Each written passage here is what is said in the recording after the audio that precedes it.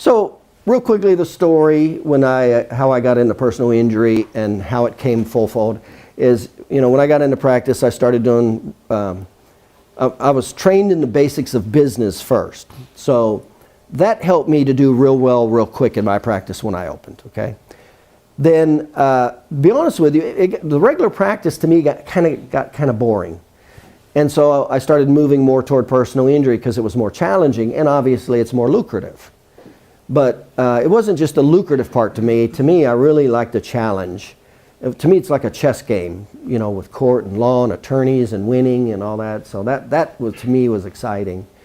And so we studied personal injury and all that. And I found, when I was studying it and learning it, it was discombobulated. I remember getting a certification in disability ratings and impairments. I spent 3 weekends. It was 36 hours, 3 weekends. And we talked about stuff you never would see in your office. Compound fractures, how to do an impairment for a compound fracture. Where we've ever seen that in a chiropractic office. It was always these things that were like totally irrelevant, and easily 80% of the material was irrelevant. It wasn't put together easily and understandable. That was practical. So as I kept learning, I kept making it more and more practical and all that stuff. So we did pretty good. I never lost a case in a court case with a patient. And what the big turning event is, there was one attorney that hadn't worked with chiropractors before, and I did an educational sales presentation with him. He sends me the patient, and the bottom line is this patient was in an auto accident. She went to the emergency room, wasn't doing any better, and after several weeks, she went back to her GP. And you know the story. They take x-rays, you don't have a broken bone, you have muscle spasms and pain. Here's your pain pills and here's your muscle spasm pills. That's the story 80% of the time. Well, she's not getting any better. She goes to the attorney. So I did my educational sales presentation with him. He sends me the patient. And so I work her up, document everything. And this was a classic soft tissue injury patient. The only real ball markers I had was the mechanism of injury. I had some restricted joint motion. I had symptoms, restricted joint motion, and the only objective findings I had was I had a positive McNabb's line in the lower back with a facet encroachment, and I had altered arthrokinematics. And from motion pictures, I took motion pictures. So it goes to court. The insurance company offered 0 because the emergency room doctor said there's nothing wrong with her. Her general practitioner said there's nothing wrong with her. So the insurance company had 2 medical doctors saying there's nothing wrong with her. Why would they give her anything, right? So he believed in my presentation. I explained everything I had, how it's put together. We go to court. And I went to court exactly what I'm going to teach you. We went through the mechanism of injury. I went through the subjective findings. As a result of that injury, I went through the hybrid subjective and objective findings. I went to the objective findings. Then I explained the treatment that I did and why I did it based on the 3 phases of healing. Then I explained the results, the patient's response to treatment. Then I explained how she went into MMI and she wasn't going to get any better based on the 3 phases, the science of the 3 phases of healing.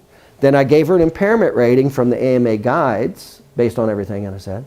And I explained that exactly what I just told you to a jury. And I not only had the subjective portion, I had the hybrid subjective and objective portion, mostly the physical exam findings, but I also had the objective. I had the motion x-rays. Well, she had totally normal gross range of motion. She could move 100% left and right, forward and back with active range of motion.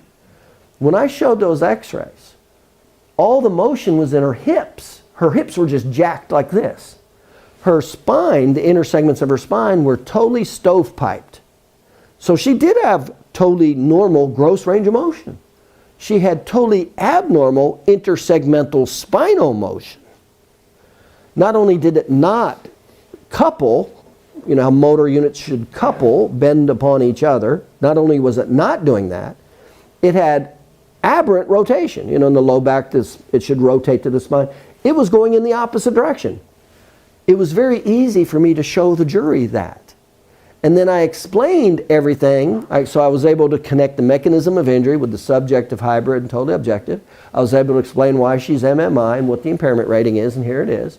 And I did that based all on the 3 phases of healing, the science of the 3 phases of healing.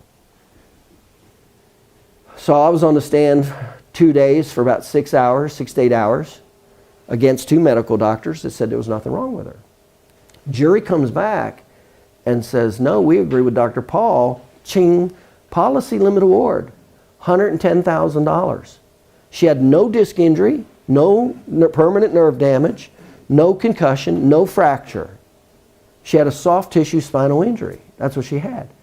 But she didn't have a doctor that knew how to document it, treat it, and explain it to a jury. And that's what I did. And that's exactly what I'm going to show you. I'm going to show you exactly how to do that. And normal people understand that. It's sequential. You just build it, and it keeps getting bigger and bigger and bigger. It makes sense. And jurors understand these things. So when that happened, you know, obviously I got, I'm in a small town. I kind of laugh when some of these doctors call me and they say, I think I'm moving, my town's too small, or there's not enough business in my town. I go, well, how big is your town? They'll say 30,000. I go, oh. You know the size of the town I practiced in? 3,000. 4 chiropractors in a town of 3,000. I was seeing over 300 a week with 2 associate doctors. So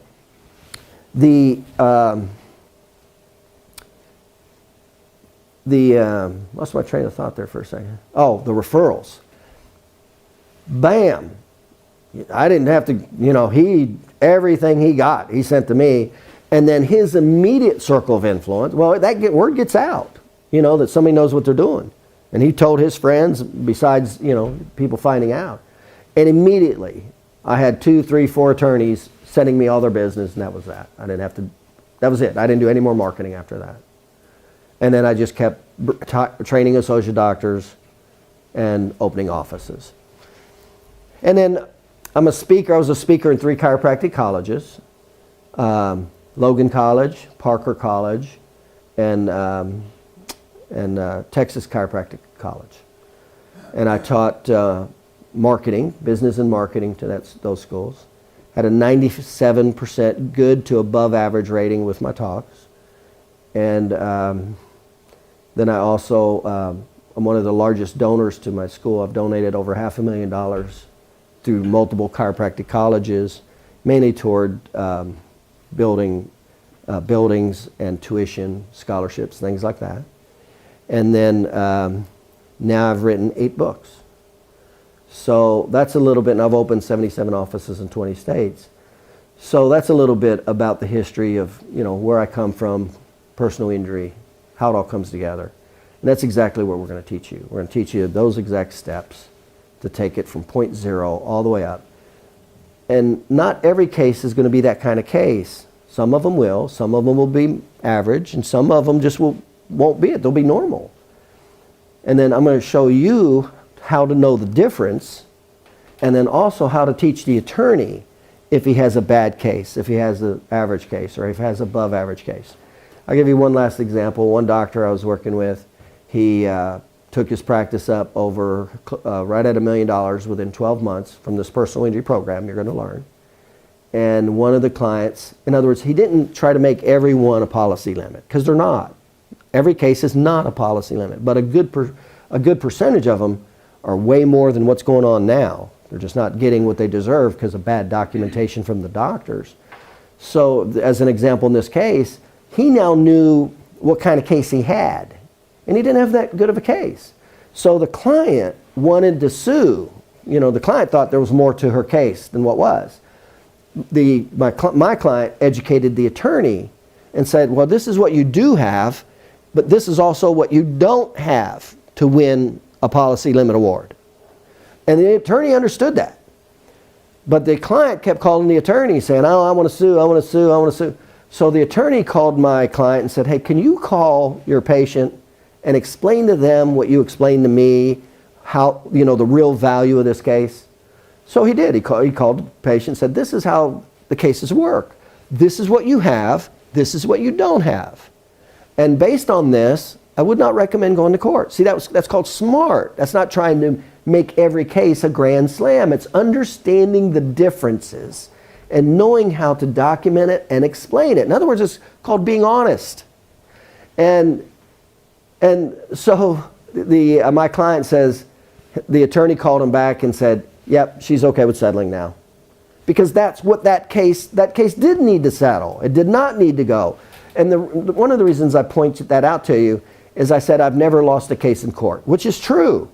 But there's one reason why I've never lost a case in court for a patient, is because I was able to explain my attorney what he did not have, and I was able to make him realize, don't go to court with this case because you don't have what you need to win, or to have a high probability of really winning or winning big. That's why I never lost in court, because I knew the difference. I didn't try to make every patient a grand slam. And that is more important than you winning a big case for a patient. And I say this over and over, because most chiropractors, they go, oh, I want to get the big case so I can influence the attorney, and I'm like, no, that's not what's important. What's important is that he knows that you know how to document and put the case together and how to differentiate one versus the other. That's what's important, not that you hit a grand slam for a case. And matter of fact, if I had the option, in other words, I'm going to influence this attorney, it's a new attorney, and one option was, this is going to be a good case, a policy limited case, but the attorney's not going to know all the things I know about how to document and put the case together. It's just going to be a good policy limited award case.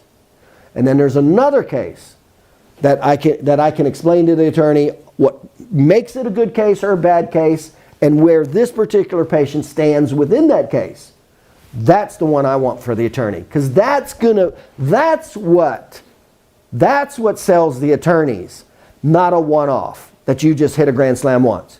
What sells them is they know that you know your stuff. That's what sells them. And so when you go, hey, this is not that good of a case and this is why, guess what they say? They go, okay, got it. Let's go to the next one. And I say it all the time. Don't try to get rich on one patient. Don't try to get rich on one patient. And I see that with chiropractors often. Why? They don't know how to get business. They don't know how to get business, generally speaking. They don't know how to get PCI cases. And they generally don't have good practices. A chiropractor seeing 60 visits a week or 80 visits a week. So every now and then when they get that PI patient, they bill the hell out of them. They don't know what they're doing. They don't know how to put the case together. They just felt like, they got a little bit of a gold mine for short term. And what they don't understand is you're destroying any relationship at all with whoever that attorney's working with that patient. You're hurting your business more because you're thinking short term instead of long term. We don't think short term. We teach stability, long term.